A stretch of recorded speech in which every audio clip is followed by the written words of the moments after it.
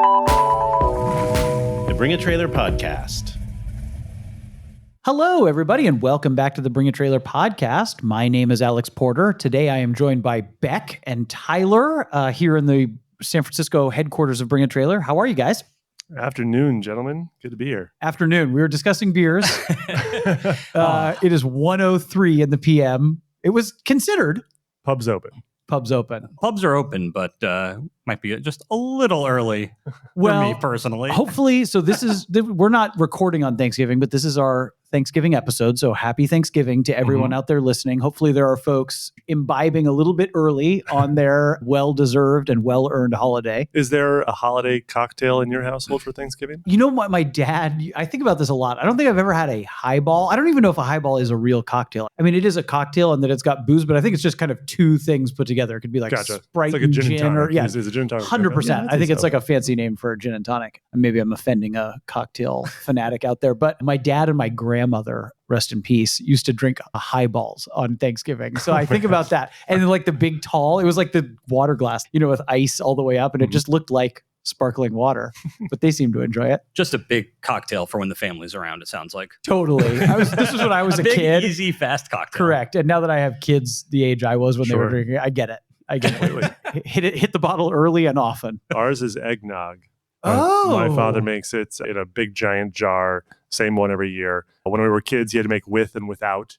Oh, of course. And but now it's all with. But he makes it from scratch. He's not buying the carton of nog. No carton of nog. He's definitely making it from scratch. And part of that recipe, because of the raw egg it's in it, you have to let it sit for a while, actually, overnight. Does the booze kill it? Is that the idea? I'm guessing so. I remember once while I was living in Illinois, I reached out to him, I think it was on Thanksgiving Day. I was like, hey, I'm going to a party tonight. I'd like to make eggnog. What's your recipe?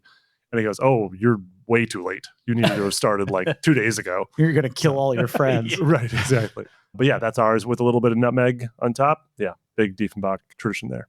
God, I'm really jealous of these cocktail traditions, you guys. This is you can start great. your own. Start one this Thanksgiving, Tyler. I just drink a lot of wine. I don't know if that counts as a tradition. It does. It does, absolutely. Sure that's in between each glass of eggnog. You need a glass of wine. Where are you guys doing it this year? Where will you be when this podcast is live?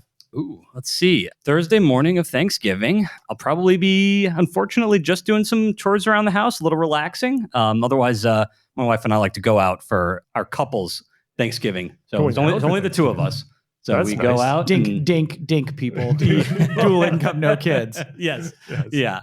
You get to actually enjoy it. You don't actually need to start boozing at 11 a.m. to maintain your sanity. No. And this year we got a little bit of a later reservation. We've been stuck with a noon reservation, which means the drinking does start kind of early.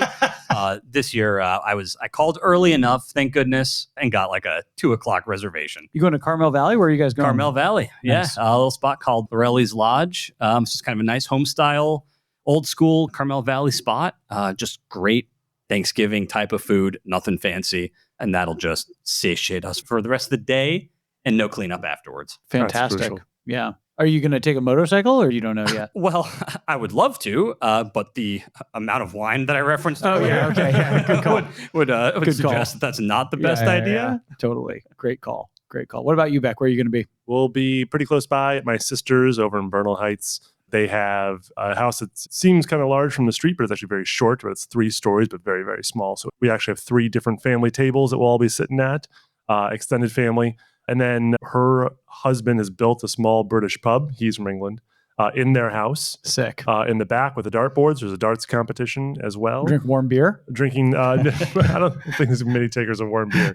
Lots of wine at that one as well. Eggnog at that one. And the pub opens to the garage where his 914 project, which has been sitting for, I'm looking at my watch, multiple years. Yeah. In various states of repair. It's basically a bare chassis at this point still. But we all get to sit around and screw with him on how it's just taking much longer. Give him suggestions. Lots of suggestions, a lot of recommendations. Is it a 4-cylinder car? 4-cylinder car, yeah. Did you see the really nice green 1.7 with Fuchs that sold for $35,000 the other day? No, I saw the 6-cylinder white. That was that was also recently. nice. That was excellent. I'm having kind of a 914 renaissance right now. There's such great cars. 6, like a factory 6, just regular 2-liter. Would you have a little 2-liter? That would be.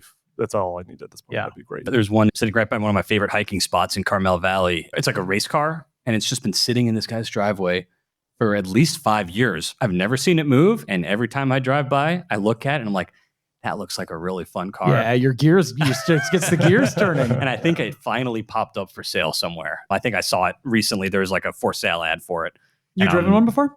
I've never driven a 914. No. They're really, really fun. It is the car, and I've driven a lot of low cars, that feels the most like you're sitting on the ground. Have you driven one before? Rode in one. But yes, you feel very low to the ground. You basically kind of feel like you're in a go-kart as far as like the difference between you and other cars on the road. A surprisingly different feeling than a 911. It doesn't feel like one at all. No. Actually, it doesn't really feel like any other car I've driven. It has maybe a little more Volkswagen feel than anything from the engine, but also just from, I mean, it feels a little bit like an old Volkswagen. You know, the floorboard is all open, the shifter and all that. It has a little bit of Volkswagen vibes too. I mean, it was designed to be a Volkswagen, so that makes sense. Right. But man, they're fun. You just can feel that the engine is flat and low too. It really does feel like a go-kart. You just feel like you're planted to the ground. I hate using all those phrases that everyone uses. Are you grounded to the ground? Yeah. You're just on rails, dude. Yeah, right. Yeah.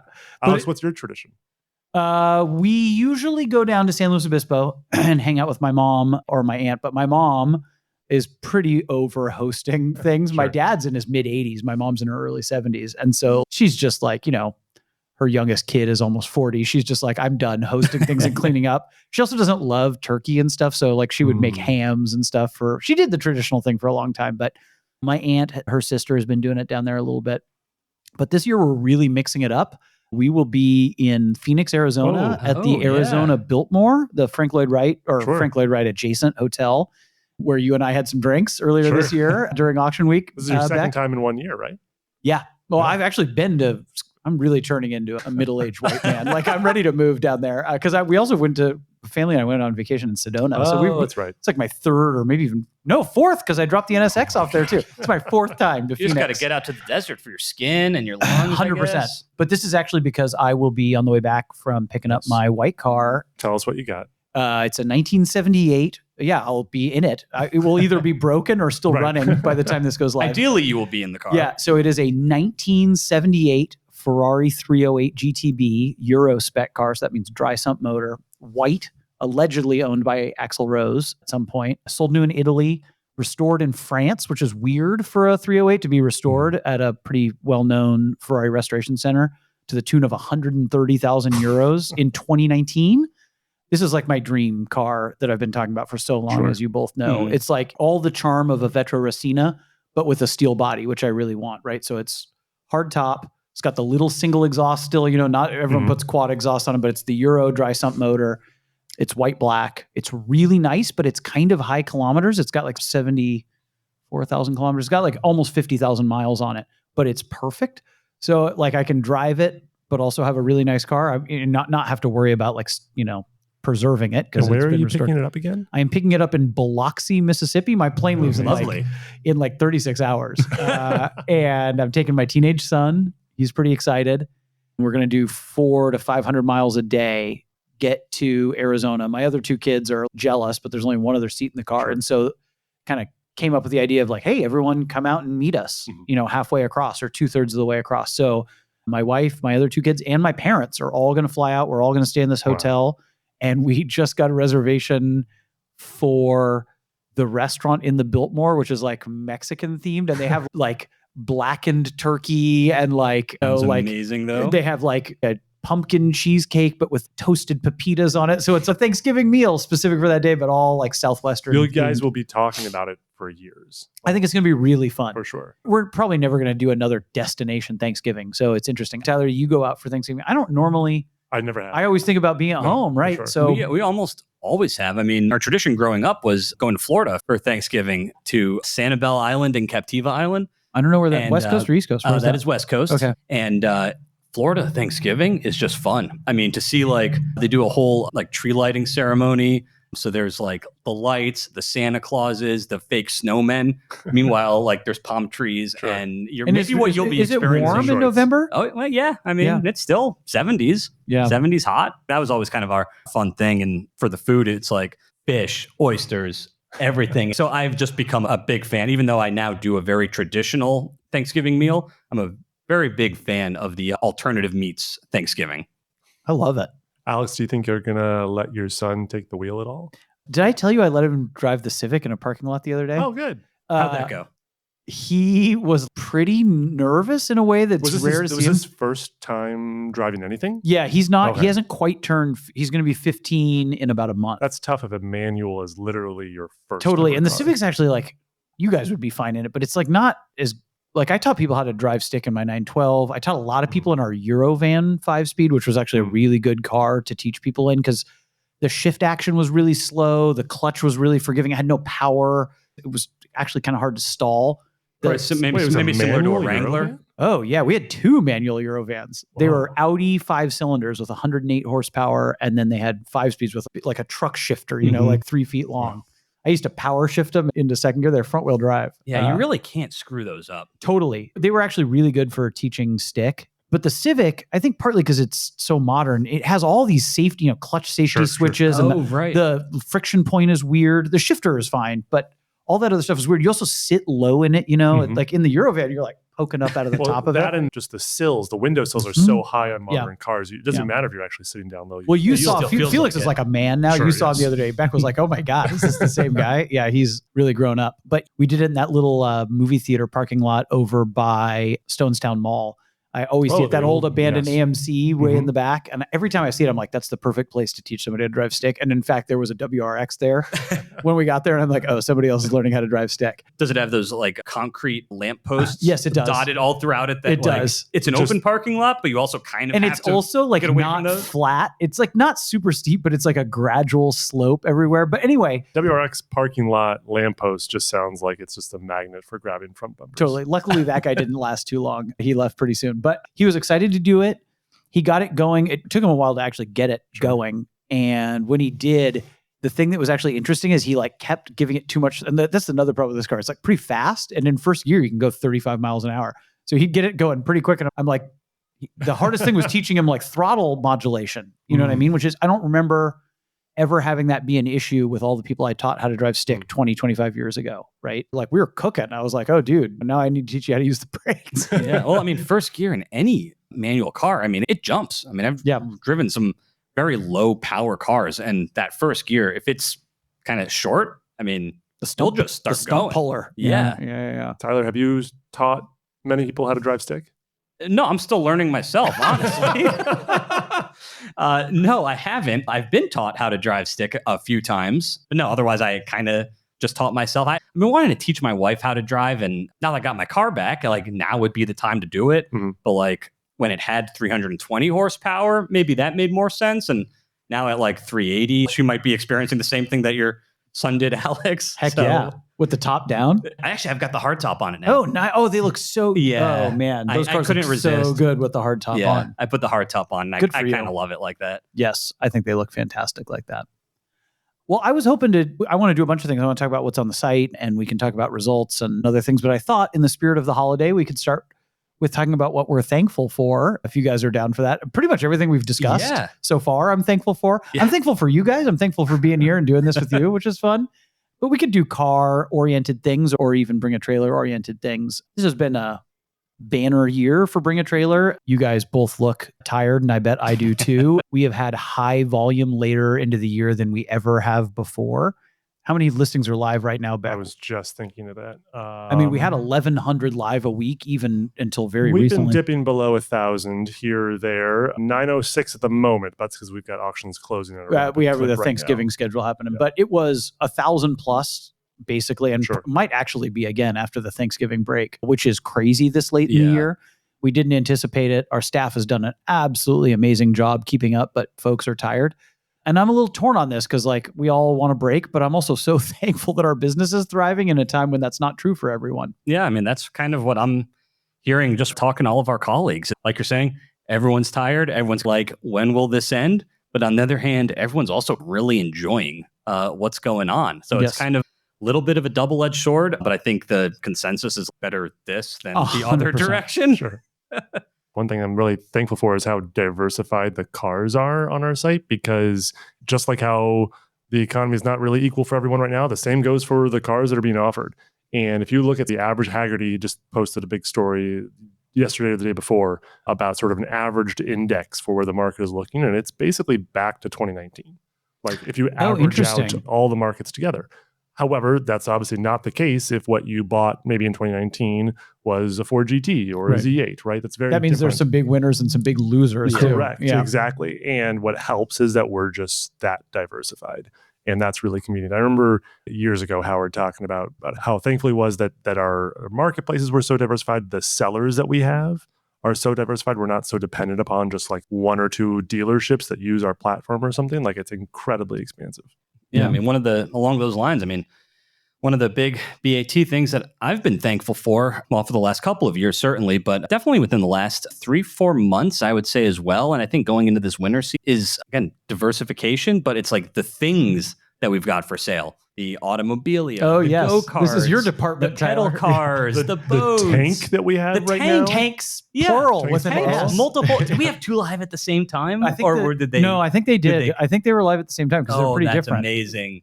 There was a Chieftain, but then there was also a Stuart. There was a World War II era tank, and I think they were live at the same time. Oh, amazing. Do we have a tank model page? I believe it's under military vehicles. How soon till we can break it I was out? going to say, I kind of think we should have a tank model page We got to now. talk to Ryan. Yeah, it's all under military vehicles, which, rightfully so, is a good follow, by the way. Whether or not you actually want to buy one, 100%. I recommend following it. Just for the And entertainment. like, you don't want to discriminate against the half tracks. The half tracks are strong. What else we got? Quite a few vehicles live there right now. Land Rover 109 in some camo, Hummer, and a World War II Jeep. Man, well, look at the Humvee's got a camper on it. Yeah, some sort of camper conversion thing. It's Probably an ambulance originally. I don't know. It's a Or bit a of pickup it's with a bit of the like thing a on it. fiberglass homemade sort of Homebrew. action going on. I think that someone who buys this, you are looking to be a little antisocial. Yeah, this is your Terra, whatever, XD My Titan 4400. XD 4400 from the 2012 year. Yeah. That's true. However, I think these are going to go for just slightly different people. Yes, correct. That person's armed. And ready.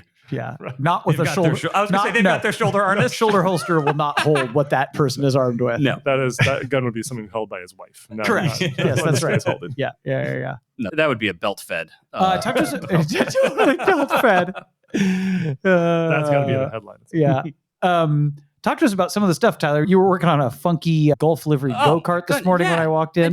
I can't get enough of this stuff. And I'm curious to know what percentage of the site those kinds of vehicles are right now, just because we've been listing so many. But yeah, just a fun little like 2/3 scale 74 to, what would that be, 77, 911. And it's a Go-Kart, but it's for adults. So the seller is sitting in it as a full-size man. Hell yes, brother. And, That's what I and need. I'm just like picturing this, and I'm like, that's kind of odd. It's got 6.5 horsepower. No idea off the top of my head what it's worth. But Is it a single speed? single speed forward and a reverse gear too. Electric Sick. start. Oh. Back. We need that in the office. We Yeah. really do. We've got added to the menagerie of micro-mobility items we have downstairs. right. There's 7 Go-Karts live on the site right That's amazing. Yeah, wild, right? The lead image, by the way, if you go to the Go-Karts does have its own model page. Yeah, it sure It does. used to be all just automobilia. So many grouped in. twin engine RUP Go-Karts. Rups. Which, Well, by the way, you have to pay car prices for those. Yes. So the image, if you go to the Go-Kart model page, there's sort of a lead image for the whole model, and it's a Rupp Go-Kart Gold. It was one of the earliest ones we had, and it Oh, is that the one that won went gang? in Yes. 2018. Best It won listing or whatever. listing of the year Yeah. as voted by the readers. I wrote that listing back when I was a regular writer for the site, and I was given a lot of the weirdest stuff to write up. And notably, I remember having professional sellers who wanted to learn more about bringing a trailer, and they were like curious what does well on us. And I said, weirdly, the most popular auction voted by our community was this Go-Kart. And obviously it has to do nothing with the value of it or the usability of it or the events you can take it to. It's purely nostalgia. Yeah. There is genuinely nothing else. It's essentially at that point, it's a sign that you put on your wall, but even better so, this one connects to your youth, right? I was actually never in a competitive Go-Kart thing. I grew up in the city. So like I didn't have that opportunity. Now with like K1 speed, I'm hoping for my son to get a little more outlet to it, 'cause cool, you can get yeah. it more readily. Although we've gone to K1 twice now just to watch because he's gotten too nervous. He's 7. He's just a little too nervous to hop in just yet, but he knows he's big enough now and he's got a gift card for it. Not ready for the shifter yet. Not ready for the shifter yet. I imagine once I put the helmet on him, he'll like all of a sudden get in the zone. He'll be fine. He'll be fine. Tyler, did you grow up around Go-Karts at all? Were you in No, I grew up in Manhattan. Right. So no, right? But no, not go-karts. That's one thing. God, I'm so jealous of a lot of the people that I live around now with having Laguna Seca so close by. And Alex, maybe you saw this in your youth, is like There's a little go-kart track at Laguna Seca. I mean, kids are doing like, I don't know, like 50cc motorcycle track days. Yeah. There's just a lot of really fun automotive things out there for kids if you live in an area where you can do that. Totally. Or you have the privilege to have all that Or have stuff. both, And yeah. yeah, I grew up out in the desert, and go-karts were like a thing you messed about on out on dirt roads, or like golf carts, or like whatever, like whatever you could dig up and put a motor on. It was like for messing about. It was much more like the stuff that we list on the site. Like it was not for going fast. It was for acting a fool. And that's like what I would still like to do, you know? Somebody was asking me downstairs about my dream setup when we were having our delicious little Thanksgiving team lunch, which was amazing. And it would be enough property to like have one of these things just to like really just mess How around much? on. I mean, how much property do you think you need? I think 5 acres. 5 acres, right? I think even a little bit less, Yeah, probably. You could do it on 4.5. I think all the time about my buddy Jeff. They live up in Lake County where I used to live, and they bought, I think it's only 3.5 acres, but it's like in between a bunch of wineries. It's very picturesque. It's got a beautiful home, and they've done a lot to improve it. It's got lawns around it, and they can have outdoor movie nights for everyone. They've got a garden and a horse and stuff. But then it's an old, some kind of nut tree farm. Maybe Almond? It's not almonds. It's bigger. I think they're pecans or walnuts. It's walnuts. Okay. So there's about 30 big walnut trees. And then the guy had restored cars. So he's got a shop in the back with his dragster in it and a couple other cars. And it's long enough that he has a golf cart to drive out to his shop. I mean, it's probably like 100, 150 yards away from the house, but you could definitely put a go-kart track on that. That's like all you would really need, you know? I mean, that would satiate so much of like the racing just desire and need to have. And you can have friends. Can't have an come over all airstrip. hop in. That's 3.5 acres is not enough for an airstrip for something you and I can tell you that one of my favorite automotive memories from this past year, in terms of things I'm thankful for, my friend Tim has one of these little mini ranches up in Idaho. So it's about 4.5 acres. There's horses, maybe like 3.5 acres are pasture. The rest is for the house and outbuildings. And one of the best times I had this year was messing around with him and his son Mason, who is maybe 4 or 5. And I was just ripping around on this little Coleman mini bike in the pasture and just like getting my left foot down, trying to spin it a little bit, going around the corners. I think Mason was on his little 50cc Yamaha dirt bike. Tim was probably on his XL 400 Honda. But it was so much fun doing what really amounts to nothing. Like if somebody drove 100%. By and saw the three of us doing it, they would be like, what is going on over there? And yet I had a smile on my face the entire time. Love it. It's pure excess, but it's pretty darn cheap. That's not an expensive thing to venture into. That's like totally doable. If you've got the space at least. BAT Ranch? Are we doing it? Oh my goodness, Alex. Now that you said it. Well, you know, the guys, God, I can't remember his name. I've stumbled across his YouTube. The guy who bought the racetrack down in Florida, and then he just bought a grass strip too. And he's like building his house there because he's gotten into aviation. He's like a big YouTuber, but he like bought like an old oval track, like a little midget racetrack. And now he's into like carbon cubs and stuff, Piper Cubs. And he bought like an old grass strip. Is it this guy, Cletus McFarland? Cletus, that's right. Yeah. So he's living the dream. And, you know, every once in a while we see this. People will sometimes even submit these to us, like these old racetracks. They're often in the Midwest, place where land is cheap, where it's like a whole facility. Sometimes they have a drag strip on them and like a little oval track, or sometimes there's even a little mini road course for go-karts on them. And some of those are dirt cheap. But, you know, you got to restore them and they're out in the middle of nowhere and there's all that stuff. So, yeah, and like, you know, if you go a little too hard, there's not an ambulance on the side. Like during a track day, there is an advantage to taking advantage of a track day. 100%. So, yeah, just a little piece of land like your buddy to mess around with. That's the dream. Perfect, right? I think that's one of the things that I'm most thankful for is just, I mean, even, God, just ripping around on your little Honda scooter, your Moto Compacto. Every time I need a stress relief. I smile more on that than anything else. The biggest problem is we need a second one. We do. We need to. We also need to be able to go wheel to wheel. We also need to like plot out a correct track around the office. Like that's the smart. Other thing. Then you can have fun. You can start naming corners and you can start, you know. Naming corners, a timing system would be helpful. Yes, correct. We need to have some lap times here to really start competing. Because right now we're just sort of been just looking at who do we think is sending it the most. But the problem is then you get to a point where like how are we actually quantifying? And then somebody wipes out and like I get fired and the company gets dissolved. Were you ever an RC plane guy? Always wanted one, couldn't have one. I built an RC dragster, nitro-powered RC dragster in high school. It ran I want to say like a, I don't know, 0.15 cc two-stroke. It was an O-line chassis with a carbon fiber O-line chassis, I want to say it was called. It had little O-ring tires in the front end that it could not move the car at speed.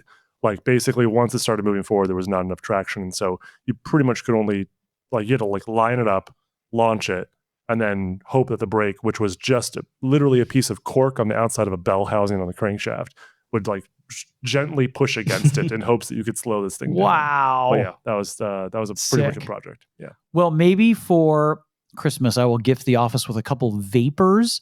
They're these little, I think they're 6 ounces or something like that. They're little single engine RC planes, and they only have 2 axes of control. So you don't have to use ailerons. They're just rudder and elevator. So they're simple to. Isn't when they're built out of foam? These aren't even foam. They're like little wire skeletons. And then they just okay. have like, not cellophane, but some kind of like, plastic type material to do there's no fuselage. Fuselage is just a carbon rod. And they have a little electric motor on them. And when I used to work at Jennings Engineering, the place where I worked before I worked at BAT, we built UAVs, or drones as everyone calls them now. But these were actually small airplanes. All those guys were aeronautical engineers out of Cal Poly in San Luis Obispo, and they were all RC aviation nuts. One of them was even building a Vans RV4 in the shop. But we got really into office competition, and we would do air races. Everyone bought Vapors, and we would do air races. And Red Bull style air races. We have built-in pylons here. We could use our poles as like that was part of the problem in our big warehouse. We didn't have them.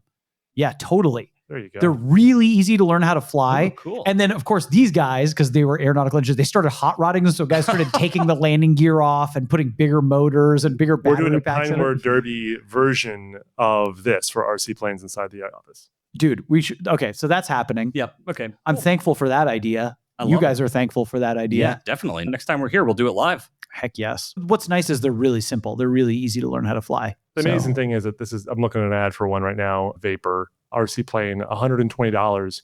When I was a kid, an RC plane was $120. Correct. But that was for like a real, these are like the size of this legal pad. True. They're little.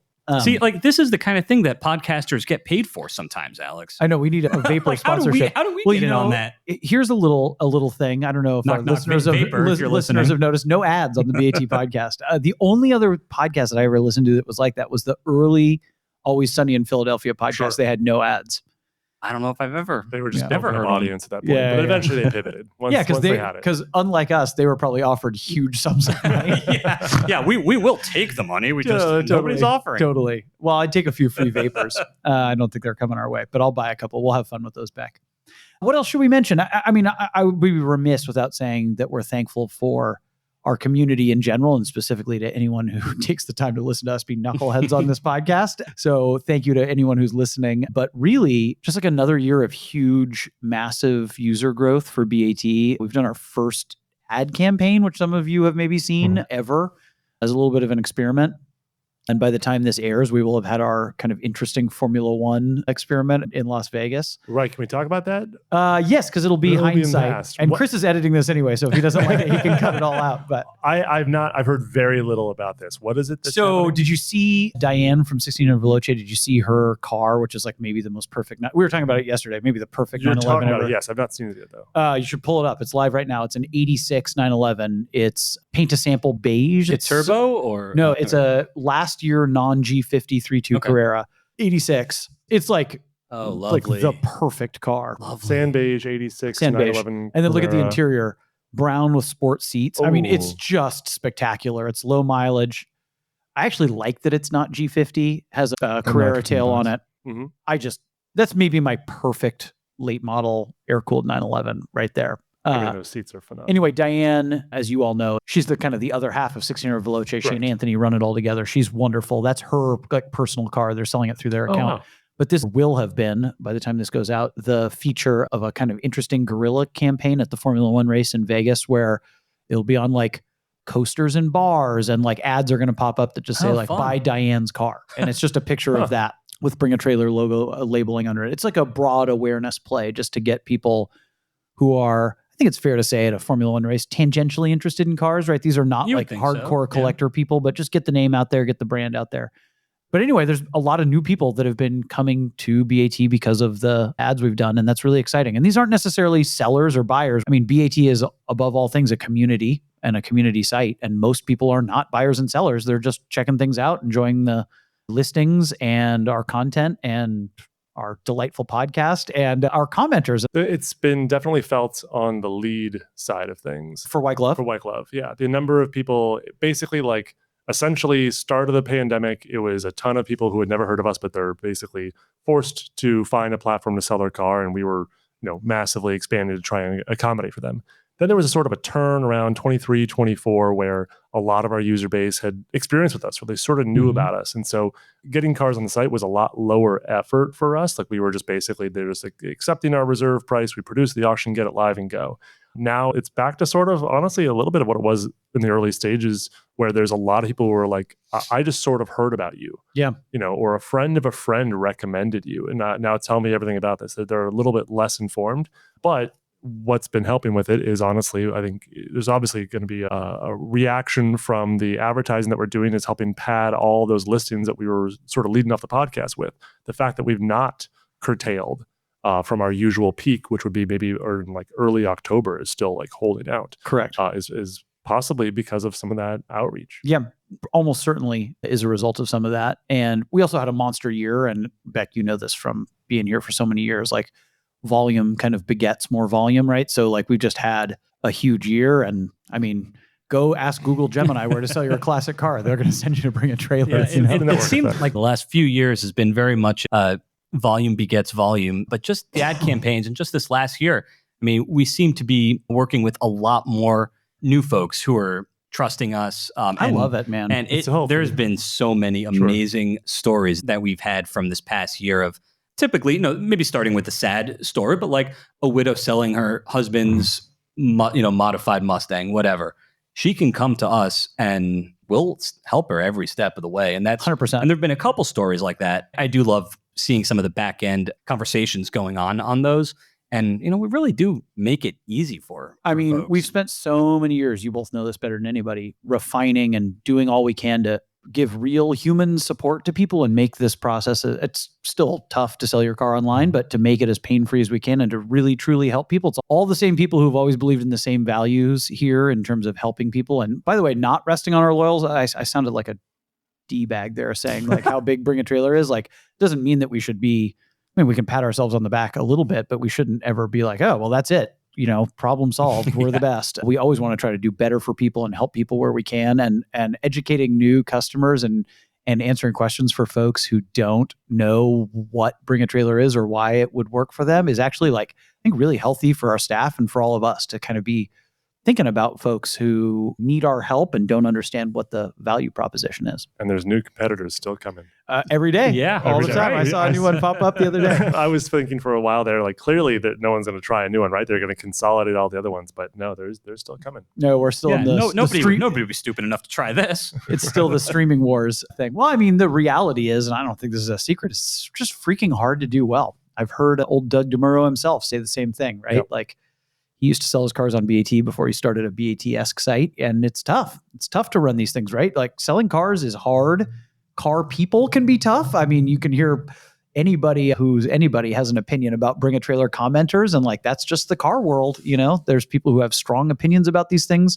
Sellers don't always want to tell the truth about what their car is and is not. Buyers are educated and want the truth. And there's people who know an awful lot about bullet Mustangs and 440 wedges who are out in the comments of listings who are sharing those thoughts and opinions. And, it is a complex business to be in, as you guys have alluded to. It certainly is. And you wonder, each one that comes out, these different shops are trying a different trick. Like, what is the thing that we're going to change in the algorithm that's going to make us be sticky? Yeah. And you're welcome to look at these places and see what they're doing slightly differently. But the only ones that have really stuck around, some success, obviously Doug's site as well, and ours, the biggest one was community first. Of course. And Doug had all his YouTube people, right? So and tough to they're so loyal to him. Like, you can go anywhere on the internet and find people who love Doug. I love Doug. Watch a lot of Doug's videos. And left my favorite comment ever on Bring a Trailer, as you guys know, the old Nantucket comment. Still my favorite.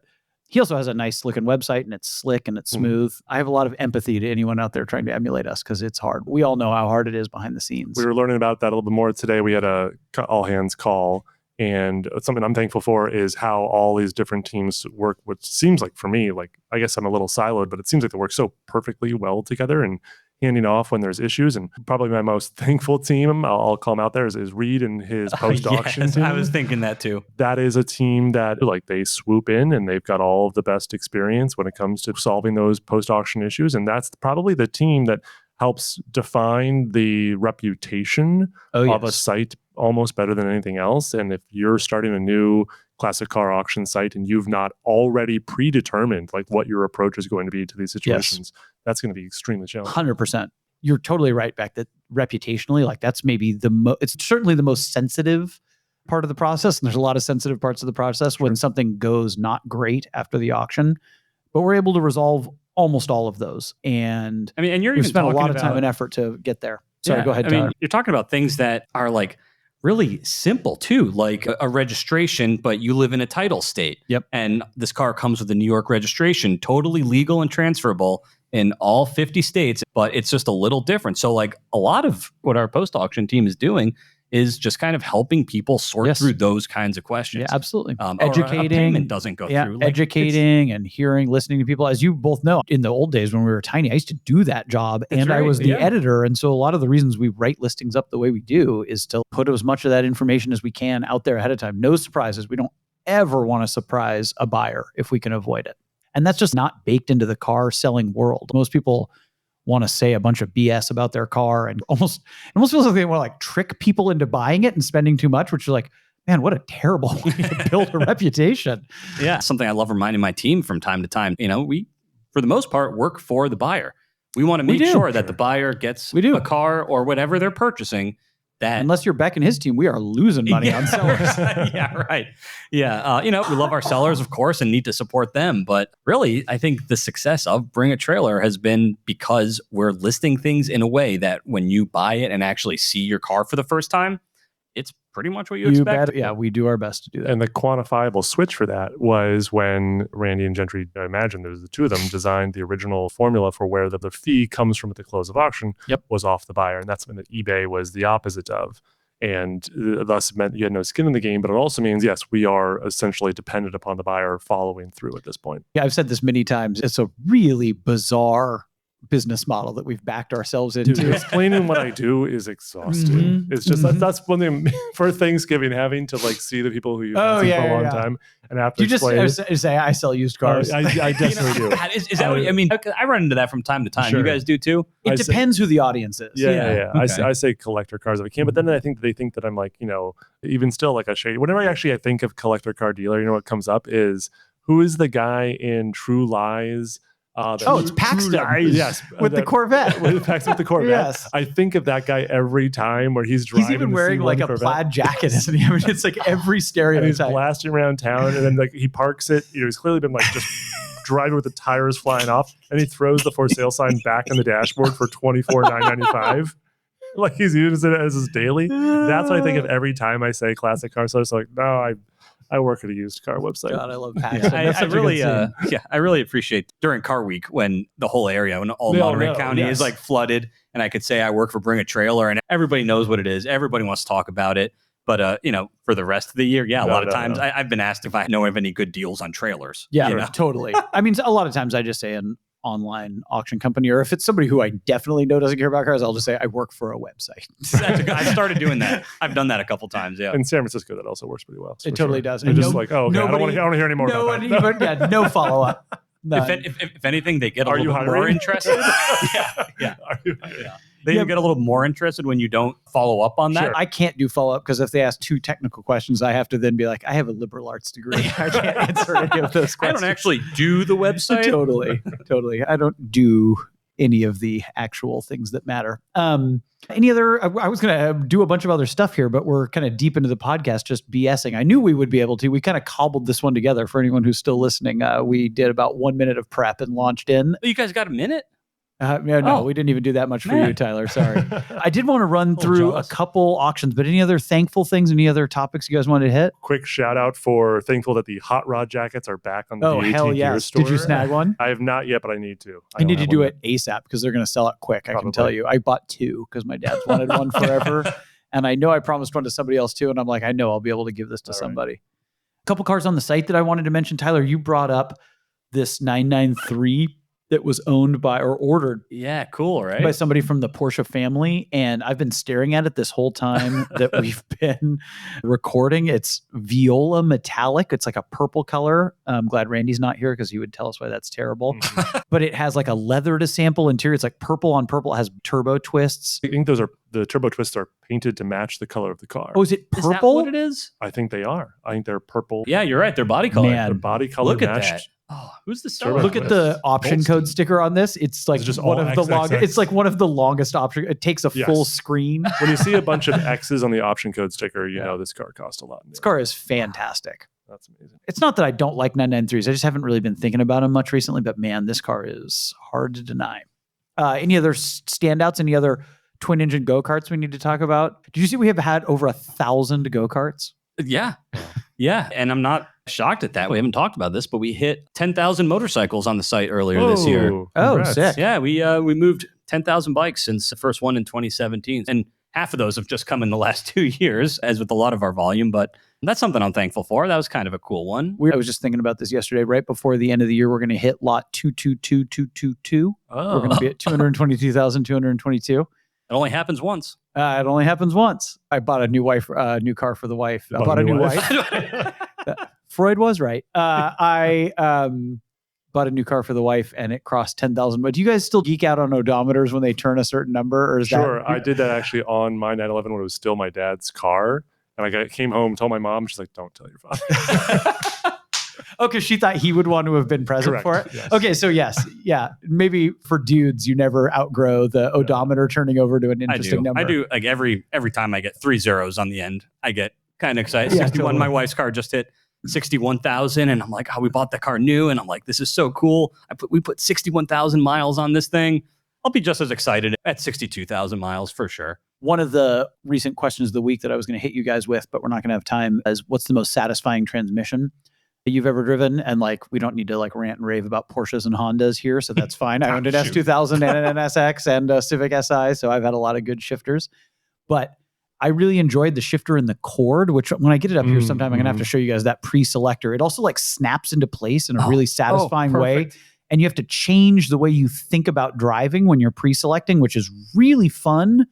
Once you kind of have been around cars a lot and you actually have to like shift your thinking, it's Explain, really what do you enjoyable. mean? Like, let's give us Well, an example. Let's say you're in third gear, the car has terrible drum brakes from the 30s, and you see that the light ahead is red. You need to be thinking half a mile ahead because it's an unsync road first and you have no mechanical connection to the gearbox. You're like, am I going to have to come to a complete stop for that light, or am I only going to have to slow down? If you're only going to have to slow down, you pre-select second and you start decelerating. And then when you get to the right kind of RPM range, you then shift it down into second and it shifts the gears, and then you start accelerating. So you're like driving in the future kind of. But then the movement of the shifter is also very, very satisfying.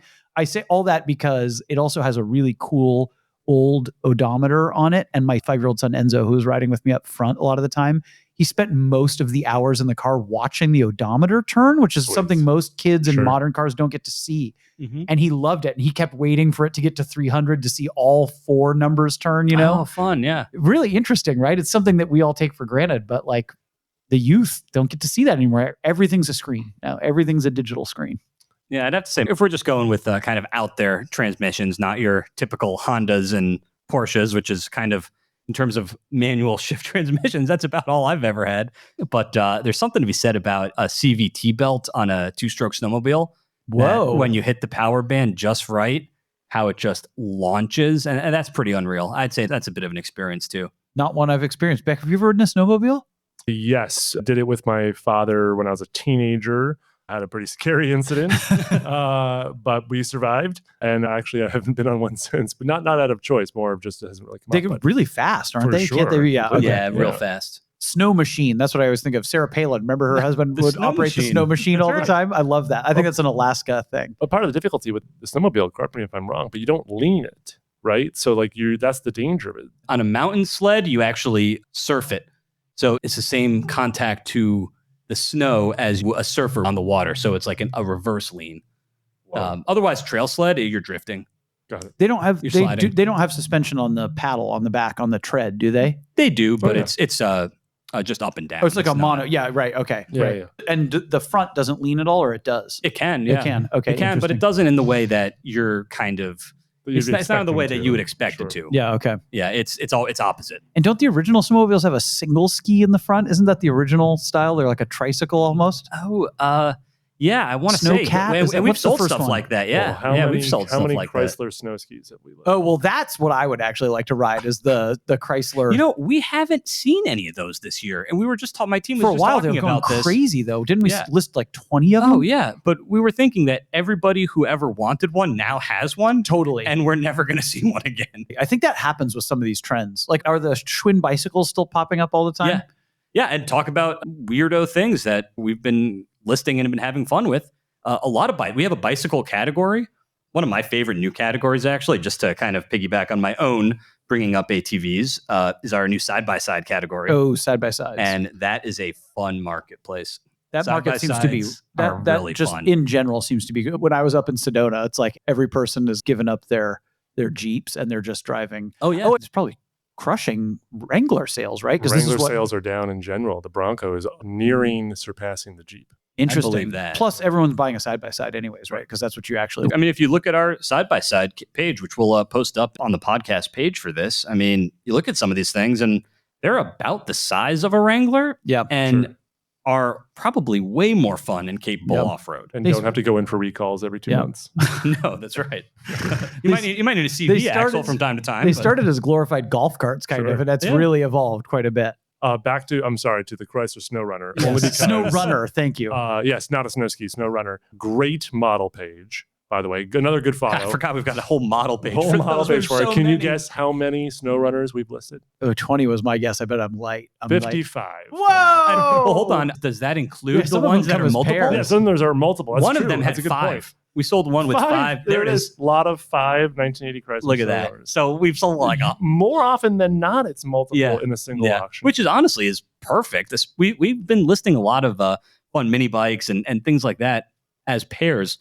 Because what's the point? I mean, do you really want to just be on a Chrysler Sno-Runner by yourself? Right, you just gotta have a tooling plan, around that's your true. house? But hilariously, when you look at the plotter graph, it's the opposite of what a lot of other cars do, which is they tend to disappear during the winter months. Oh, interesting. Everyone chooses to sell these, they assume strategically, Yeah. just during the winter. You'll see this whole gap where for 8-9 months nothing happens, then all of a sudden, right around the change of the new year, you'll have, maybe it looks like 7 or 8 of them all be listed back to back to back, and then a gap for several months, and then over Oh, that and is over so again. cool. Very interesting. God, I need to get one of these. I don't go anywhere where there's snow. You gotta ever. have I know. snow first. I Yeah. know. That's never going to happen. They're so cool.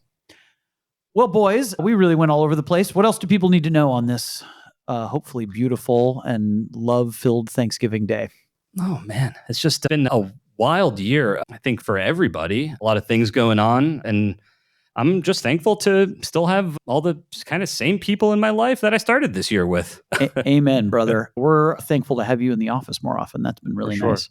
You're thankful for the Caltrain. I'm thankful for the Caltrain. That's right. You can thank Caltrain for me coming in. Yeah, good to have everybody here in the office today. We had a little Thanksgiving lunch downstairs. Thankful which for the was- ops team. Thankfully to the ops team, Yes. Emily and Tabitha, who made it happen. That was fantastic. I mean, it truly, honestly feels like a little bit of a family happening, which is a good tee up for our next podcast that we're going to be doing. Oh, Family. yes, me familia. Family. I teased it on the last one, and now I have to tease it again. But Fast and Furious coming soon. I watched it last night. The wife really enjoyed it. Didn't think she was going to stay for the whole thing, and she did. So I'm actually really excited. I'm having a hard time keeping my Fast and Furious takes We in were having because to yell at each other I'm to stop talking about because it. every time we're in the office, we have so much fun, and there's so many jokes I want to make about all the sweat and muscles, and it's just And it's obscure terminologies that don't mean anything. 100%. My wife also watched it with me, and not only has she never seen it before, she's never seen a single Fast and the Furious film before, and I have jotted down her quotes. Oh my Oh, God. fun. Okay. Okay. All right. That's a heck of a teaser. We can leave it there. That's perfect.